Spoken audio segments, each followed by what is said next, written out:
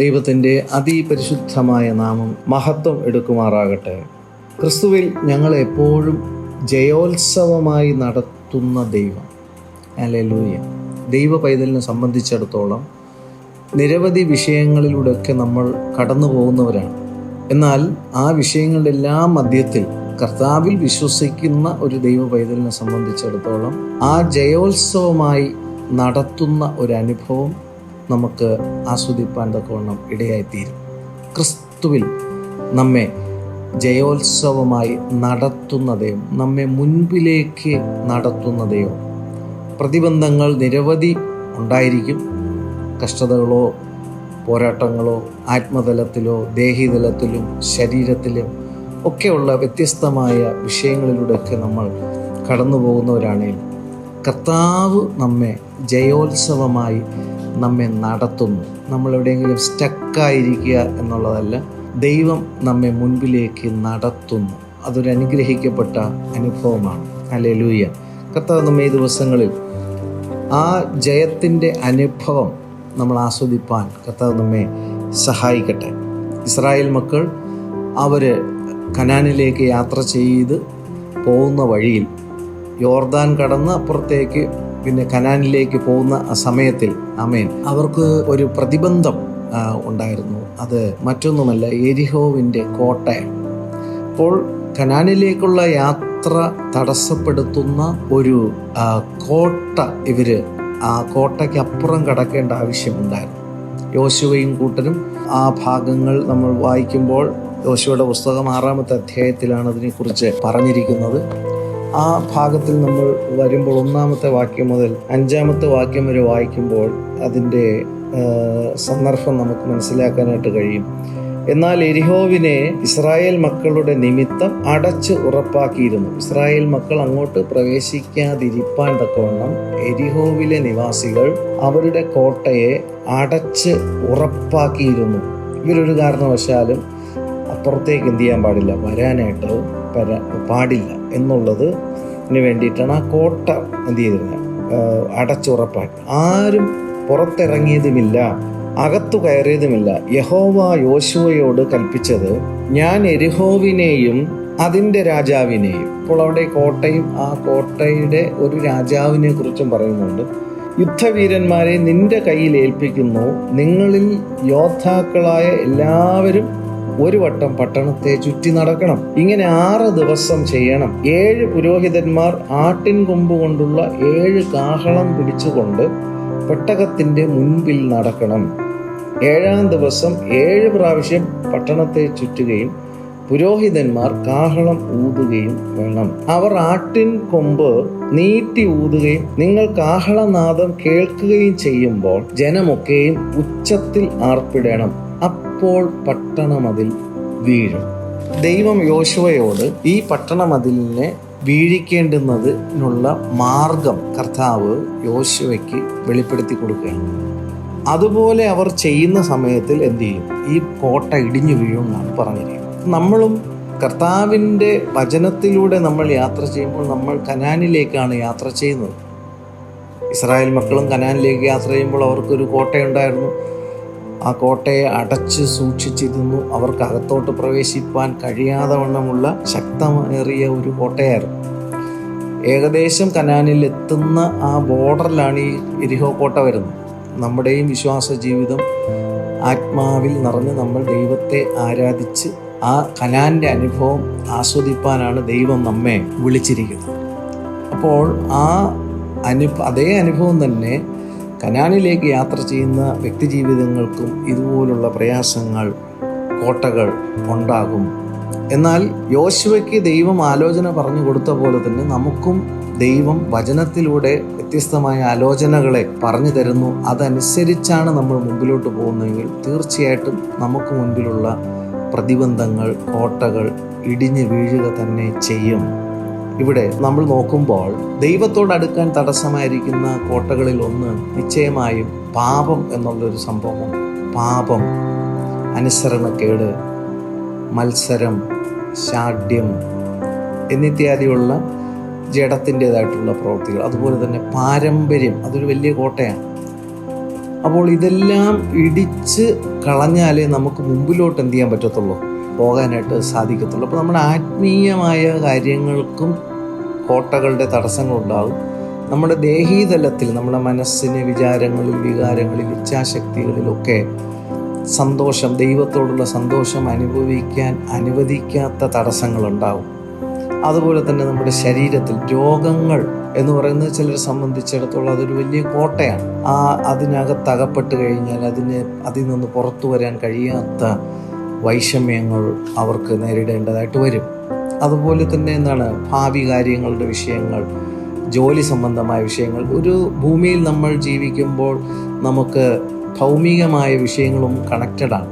ഇപ്പം നമ്മൾ വചനത്തിൽ നോക്കുമ്പോൾ ഭൗമികമായ കാര്യങ്ങൾ കർത്താവ് ജനത്തിന് ചെയ്യുന്ന കാര്യം അവർ വിശ്വസിച്ചു, ആ വിശ്വാസത്താൽ രോഗസൗഖ്യം ഉണ്ടാകുന്നു. അവരുടെ വിശപ്പ് മാറുവാൻ അഞ്ചപ്പം വാഴ്ത്തി അനുഗ്രഹിച്ചു കൊടുക്കുന്നു. അപ്പോൾ ഭൗതികമായ കാര്യങ്ങൾ നമ്മൾ കർത്താവിൽ ആശ്രയിച്ച് വിശ്വസിക്കുന്നില്ലെങ്കിൽ ആത്മീയ കാര്യങ്ങൾ നമ്മൾ എങ്ങനെ വിശ്വസിക്കും? അപ്പോൾ ആത്മീയമായ കാര്യങ്ങളാണ് നിലനിൽക്കുന്നത്. അപ്പോൾ തുടക്കം ഇതുപോലുള്ള കാര്യങ്ങളിലാണെങ്കിലും നിലനിൽക്കുന്നത് നമ്മുടെ ആത്മാവ് നിത്യതയിൽ നിലനിൽക്കേണ്ടുന്നതിലുള്ള വിശ്വാസമാണ് ഏറ്റവും പ്രധാനം. ആ കോട്ടമതിലുകൾ വീഴണമെങ്കിൽ അവിടെ ദൈവം ഇവരോടൊത്ത് പറഞ്ഞിരിക്കുന്ന പല കാര്യങ്ങളുണ്ട്. നമ്മൾ നേരത്തെ വായിച്ചല്ലോ, പെട്ടകം ചുമന്നുകൊണ്ട് പോകണമെന്നുള്ളതും അതിൻ്റെ ഓർഡർ, മുമ്പിൽ ആര് പോകണം, യോദ്ധാക്കളായിട്ടുള്ളവർ, പുരോഹിതന്മാരായിട്ടുള്ള പെട്ടകം പിടിച്ചു പോകുന്നവർ, കാഹളം ഊതുന്നവർ, ഉറക്കെ ആർപ്പിടുന്ന ജനം, ഇങ്ങനെയാണ് അവിടെ മൂവ് ചെയ്യാനായിട്ട് ദൈവം പറഞ്ഞിരിക്കുന്നത്. എന്നാൽ എബ്രായർക്ക് എഴുതിയ ലേഖനം 11-ാമത്തെ അധ്യായം 30-ാമത്തെ വാക്യം വരുമ്പോഴാണ് ഈ യോശുവയുടെ പുസ്തകം നമ്മൾ വായിച്ചു കഴിഞ്ഞാൽ നമുക്ക് അത് എങ്ങനെയാണ് ആ കോട്ടമതിൽ വീണത് എന്നുള്ള കാര്യത്തെക്കുറിച്ച് വ്യക്തമായ ഒരു ധാരണ നമുക്കതിലുണ്ടാകത്തില്ല. കാരണം പല പല കാര്യങ്ങൾ അവിടെ ചെയ്യുന്നവർ. എന്നാൽ ഒരൊറ്റ കാര്യം കൊണ്ടാണ് അവിടെ കോട്ട വീഴുന്നത് എന്നുള്ള കാര്യം പരിശുദ്ധാത്മാവ് പുതിയ നിയമത്തിൽ വരുമ്പോൾ ലേഖനകർത്താവിലൂടെ ദൈവാത്മാവിടെ എഴുതിയിരിക്കുന്നത് 11-ാമത്തെ അധ്യായം 30-ാം വാക്യം, എബ്രായർ 11:30. വിശ്വാസത്താൽ എന്നൊരു പദം അവിടെ പ്രയോഗിക്കുന്നു. വിശ്വാസത്താൽ അവർ 7 ദിവസം ചുറ്റി നടന്നപ്പോൾ എരിഹോ മതിൽ ഇടിഞ്ഞു വീണു. ഹല്ലേലൂയ. അപ്പോൾ യോശുവയുടെ പുസ്തകം വായിക്കുമ്പോൾ വ്യക്തമായിട്ട് നമുക്ക് ഇതെങ്ങനെയാണ് വീണതെന്ന് നമുക്ക് വ്യക്തമായി, എന്ത് കാഹളം ഊതിയത് കൊണ്ടാണോ, അവർ അത്യുച്ചത്തിൽ നിലവിളിച്ചത് കൊണ്ടാണോ, ആർപ്പിട്ടത് കൊണ്ടാണോ, അല്ലെങ്കിൽ പെട്ടകം കൊണ്ട് നടന്നുകൊണ്ടാണോ എന്നിത്യാദി പല കാര്യങ്ങളുണ്ടല്ലോ.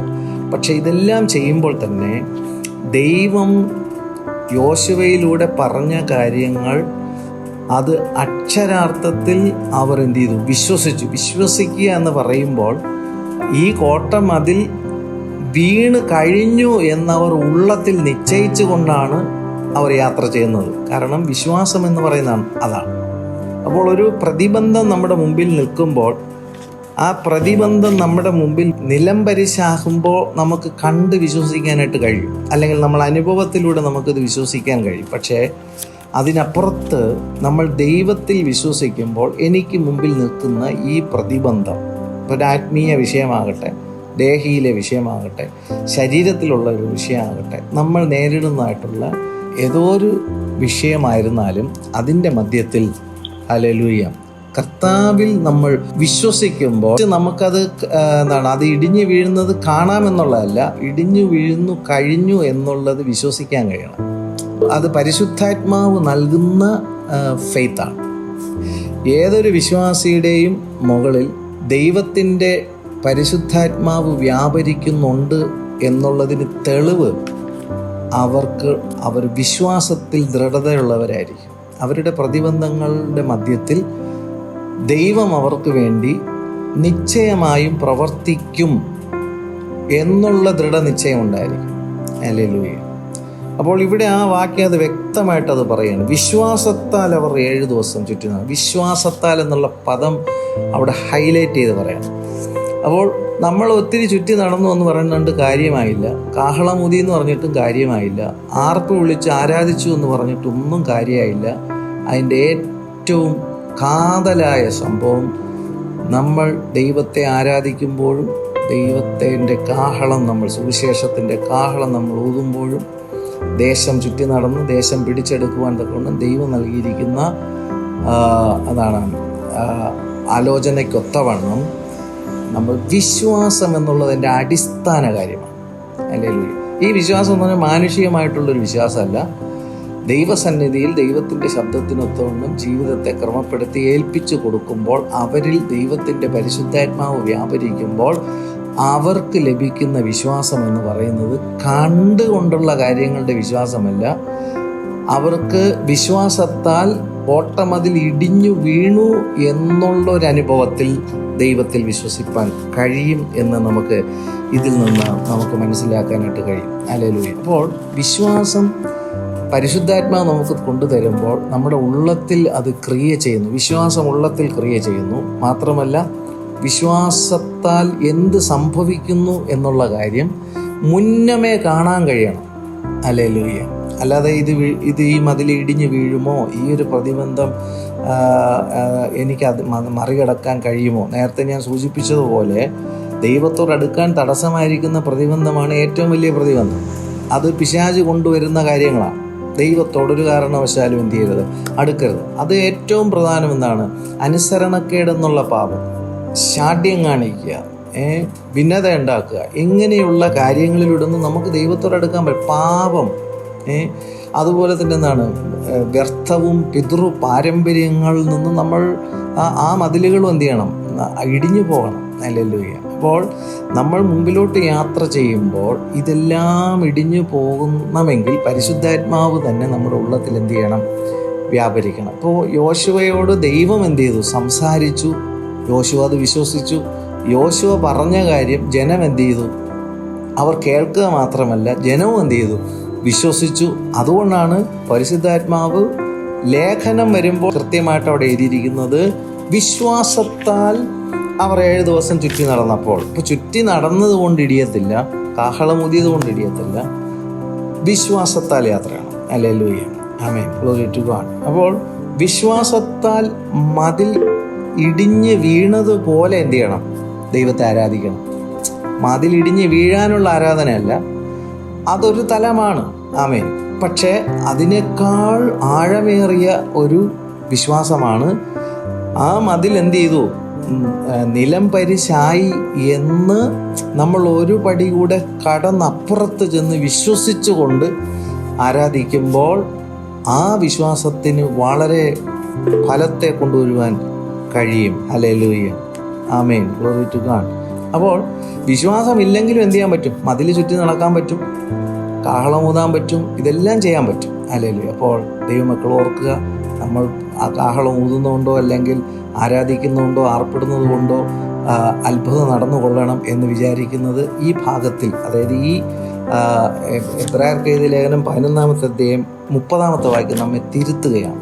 നമ്മൾ ചെയ്യുന്ന എന്ത് കാര്യത്തിലും ദൈവം നമുക്ക് നൽകുന്ന വിശ്വാസത്തിൻ്റെ ആ അളവിൽ നമ്മൾ ദൈവത്തെ ആരാധിക്കുമ്പോൾ അവിടെ നമ്മുടെ കരങ്ങൾക്കോ നമ്മുടെ ശക്തിക്കോ ഒന്നും തന്നെ നിലം പരിശാക്കാൻ കഴിയാത്ത മതിലുകൾ ദൈവം നിലം പരിശാക്കി തരും എന്നുള്ളതിന് സംശയം ഇല്ല.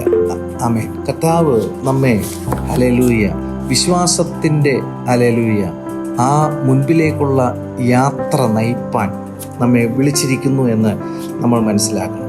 അത് അപ്പോസ്തലനായ പൗലോസ് തൻ്റെ ജീവിതത്തിൽ മനസ്സിലാക്കിയിട്ട് പറയാണ്, വിശ്വാസത്തിൻ്റെ ആ ഒരു ആയുധം ദൈവമക്കളെ സംബന്ധിച്ചിടത്തോളം മറ്റ് ആയുധങ്ങളില്ല. നമ്മൾക്കുള്ള ആയുധം ദൈവത്തിൽ ഉള്ള വിശ്വാസം. അപ്പോൾ വിശ്വാസം എന്നുള്ള ആയുധം ഈ ലോകത്തിലുള്ള ശക്തികൾക്കോ അധോ ലോകത്തിലുള്ള ശക്തികൾക്കോ ഈ പറഞ്ഞ ദുഷ്ടാത്മാ സേനകൾ നിമിത്തമുള്ള ശക്തികൾക്കോ പരിശുദ്ധാത്മാവ് നമുക്ക് തരുന്ന വിശ്വാസത്തെ തകർത്ത് കളയാൻ സാധ്യമല്ല. അത് സകലത്തെയും അതിജീവിക്കുന്നതാണ്. ഹല്ലേലൂയ. അപ്പോൾ അത് പൗലോസ് പറഞ്ഞത്, ഞങ്ങളുടെ പോരിൻ്റെ ആയുധങ്ങളോ ജഡീകങ്ങളല്ല. ആമേൻ. നമുക്ക് എരിഹോ കോട്ടയെ നോക്കുമ്പോഴത്തേക്ക് ജഡികമായ ഭൗതികമായ അല്ലെങ്കിൽ മറ്റ് യാതൊരു ആയുധ പ്രയോഗങ്ങളും അവരവിടെ എന്ത് ചെയ്തിരുന്നില്ല, അവർ ചെയ്തിരുന്നില്ല.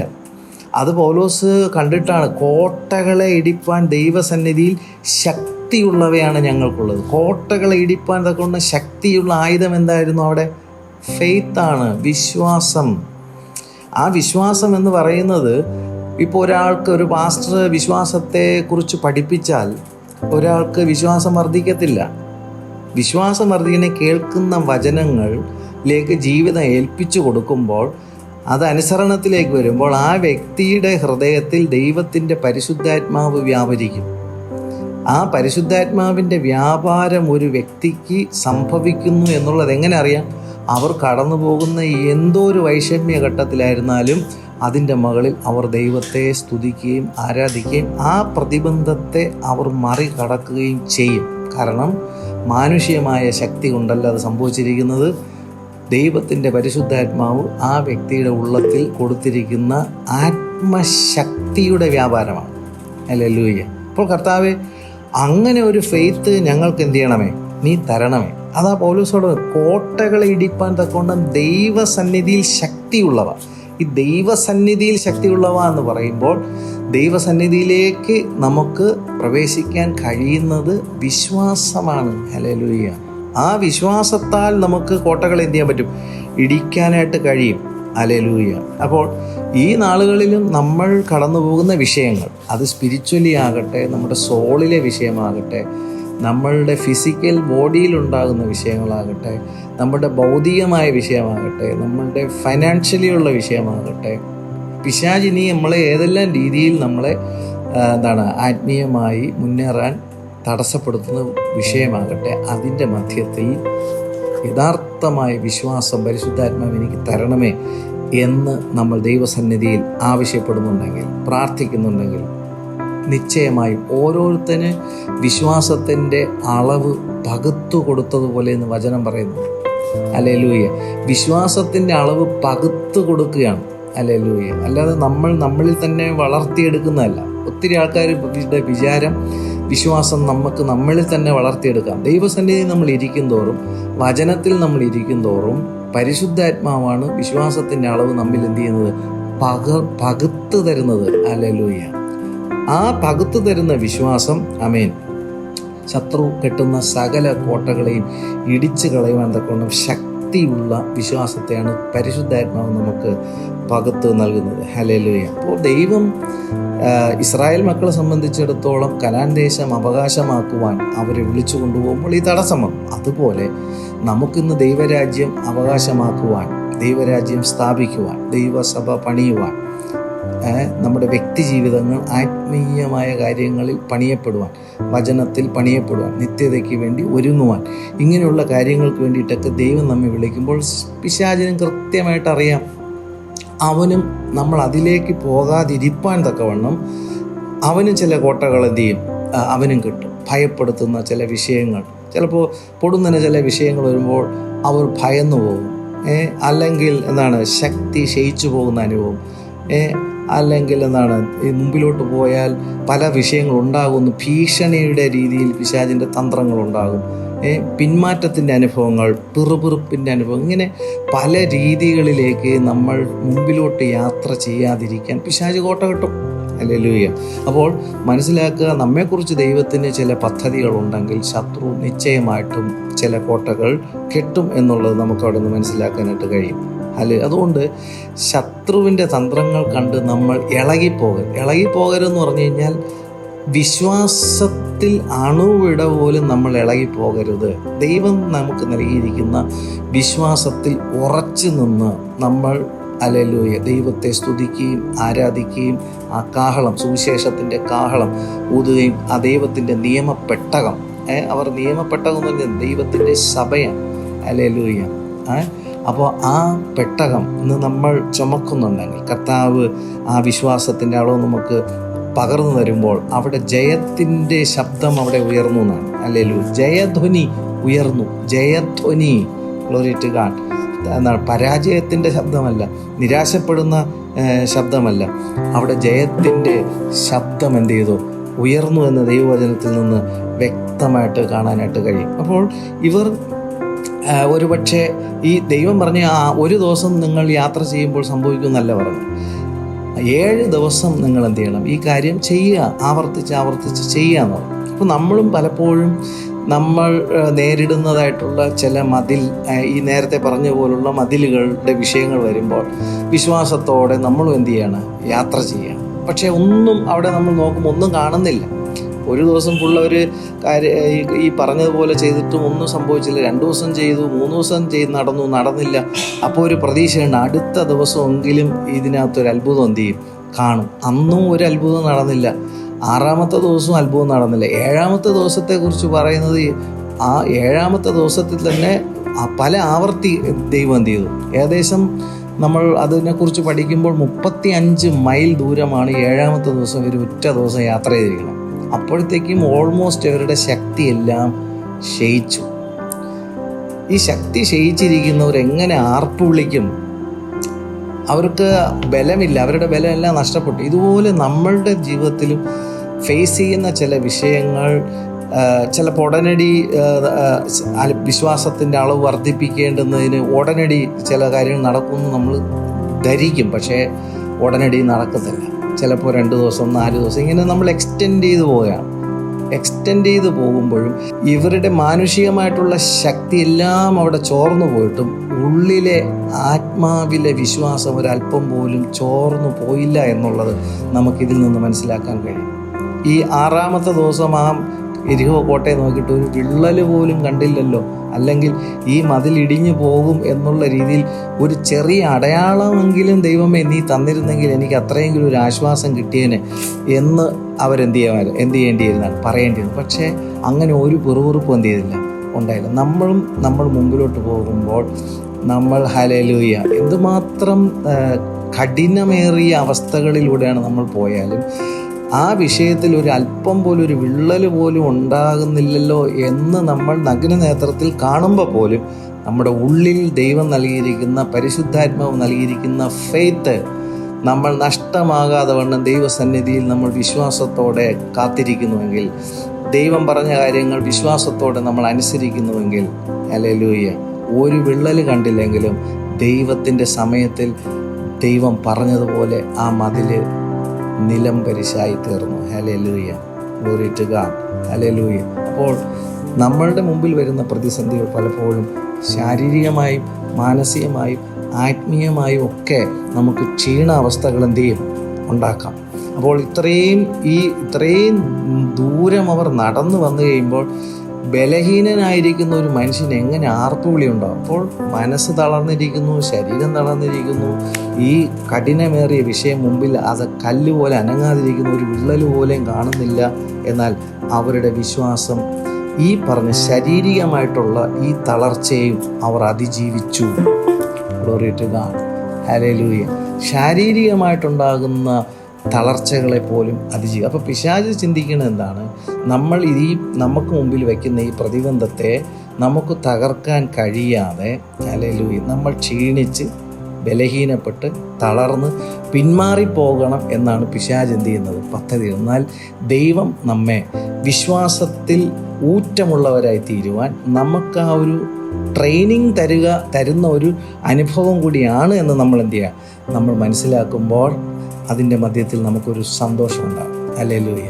അവിടെ നമ്മൾ കാണുന്നു അവസാനം, ഹല്ലേലൂയ, ദൈവം വാക്കുമാറാത്ത ദൈവമാണ്. യോശുവയോട് പറഞ്ഞതുപോലെ ഇത്രയും കാര്യം അവർ ചെയ്തു കഴിഞ്ഞപ്പോൾ ആ കോട്ടമതിൽ ഇടിഞ്ഞു വീണു, നിലം പരിശായി പോയി. ഹല്ലേലൂയ. നമ്മളുടെ ജീവിതത്തിൽ നമ്മൾ മുമ്പിലോട്ട് യാത്ര ചെയ്യുമ്പോൾ നമ്മുടെ മുമ്പിലുള്ള എന്തോ ഒരു പ്രതിബന്ധത്തെയും തടസ്സങ്ങളെയും ഒക്കെ നിലംപരിശാക്കുവാൻ തക്കതായ ഫെയ്ത്താണ്, വിശ്വാസമാണ് വചനത്തിലൂടെ പരിശുദ്ധാത്മാവ് നമ്മുടെ ജീവിതത്തിൽ തരുന്നത്. നമ്മുടെ മുമ്പിൽ ഒരു പ്രതിബന്ധങ്ങളും ഇല്ലെങ്കിൽ ഓർത്തോണം, അല്ലെങ്കിൽ നമ്മളെ കനാനിലേക്ക് ദൈവം എന്ത് ചെയ്തിട്ടില്ല, വിളിച്ചിട്ടില്ല. കനാനിലേക്ക് നമ്മെ വിളിച്ചിട്ടുണ്ടോ അതിൻ്റേതായിട്ടുള്ള വിഷയങ്ങളുണ്ടാകും. എന്നാലോ നമ്മൾ ഭാരപ്പെടേണ്ട ആവശ്യമില്ല. എന്തു വിഷയത്തെയും അതിജീവിപ്പാൻ ദൈവത്തിൻ്റെ പരിശുദ്ധാത്മാവ് വിശ്വാസത്തിൻ്റെ അളവ് നമുക്ക് പകുത്ത് നൽകിയിട്ടുണ്ട്. അതുകൊണ്ട് ഓരോരുത്തരും കടന്നു പോകുന്ന വിഷയങ്ങൾ വ്യത്യസ്തമാണ്, ഓരോരുത്തരും ഫേസ് ചെയ്യുന്ന മതിലുകൾ വ്യത്യസ്തമാണ്. എന്നാൽ സകലരിലും വ്യാപരിക്കുന്ന പരിശുദ്ധാത്മാവ് ഒന്നാണ്. Glory to God. പരിശുദ്ധാത്മാവ് ഈ ദിവസങ്ങളിൽ നമ്മുടെ വിശ്വാസത്തിൻ്റെ അളവ് വർദ്ധിപ്പിച്ചു തരുമ്പോൾ, ഗ്ലോറി ടു ഗോഡ്, നമ്മൾ ഈ പ്രതിബന്ധത്തിനപ്പുറത്തേക്ക് കടക്കുവാൻ പരിശുദ്ധാത്മാവ് നമ്മെ സഹായിക്കും. ഹല്ലേലൂയ. അപ്പോൾ ഇസ്രായേൽ മക്കളെ സംബന്ധിച്ചിടത്തോളം, ഗ്ലോറി ടു ഗോഡ്, വിശ്വാസത്താൽ അവർ എന്ത് ചെയ്തു, ഈ എരിഹോ കോട്ടനെ ഇടിച്ചു. പ്രിയമുള്ളവരെ, നമ്മൾ നഗ്നനേത്രങ്ങൾ കൊണ്ട് കാണുമ്പോൾ വലിയ കട്ടി മതിലായിട്ട് ചില വിഷയങ്ങളിരിക്കും. പക്ഷേ ഉള്ളിലെ ആത്മാവ് സംബന്ധിച്ച് വിശ്വാസ കണ്ണിൽ അത് നിലംപരിശായി കിടക്കുന്നത് നമ്മൾ കാണണം. Glory to God. കണ്ട് ദൈവത്തെ ആരാധിക്കണം. Glory to God. അങ്ങനെ നമ്മൾ നേരത്തെ ഇൻ അഡ്വാൻസായി നമ്മൾ കണ്ട് നമ്മൾ ദൈവത്തെ ആരാധിക്കുമ്പോൾ അതിൻ്റെ മുമ്പിൽ യാതൊരു തടസ്സങ്ങൾക്ക് നിൽക്കാനായിട്ട് കഴിയത്തില്ല. ഹല്ലേലൂയ. പ്രിയമുള്ളവരെ, ഈ അനുഭവം ഈ വരുന്ന ദിവസങ്ങളിൽ നമ്മൾ കടന്നു പോകുന്ന ഓരോ വിഷയത്തിലും കർത്താവ് ജയം തരുന്നത് ഈ വചനത്തിൻ്റെ അടിസ്ഥാനത്തിൽ ഏൽപ്പിച്ചു കൊടുത്ത്, കർത്താവെ ഈ ഫെയ്ത്ത് എനിക്ക് തരണമേ എന്ന് ദൈവത്തോട് ചോദിച്ചാൽ, ഇതുപോലെ ഇസ്രായേൽ മക്കളുടെ ദൈവം അന്ന് അത്ഭുതം ചെയ്തെങ്കിൽ അതേ ദൈവത്തിന് ഇന്നും അത്ഭുതം ചെയ്യാൻ കഴിയും. കാര്യം വചനം പറയുന്നു, കർത്താവ് ഇന്നലെയും കർത്താവ് ഇന്നും കർത്താവ് എന്നുമെന്നും അനന്യനാണ്, അവൻ മാറ്റമില്ലാത്ത ദൈവം. ഇന്നലകളിൽ കർത്താവിന് അത് ചെയ്യാൻ കഴിഞ്ഞെങ്കിൽ ഇന്നും കർത്താവിന് അത് ചെയ്യാൻ കഴിയും. ഹല്ലേലൂയ. അതുകൊണ്ട് ഈ പ്രതിബന്ധങ്ങളെ കണ്ടിട്ട് നമ്മൾ നമ്മുടെ വിഷയങ്ങളിൽ ഭാരത്തോടെ ഇരിക്കരുത്, ഭയപ്പെട്ടിരിക്കരുത്, നിരാശപ്പെട്ടിരിക്കരുത്. മുൻപിലോട്ട് പോവുക.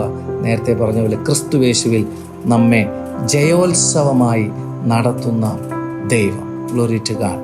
വചനങ്ങളെ കർത്താവ് നമ്മേവരെയും സമൃദ്ധിയായി അനുഗ്രഹിക്കുമാറാകട്ടെ. ആമേൻ.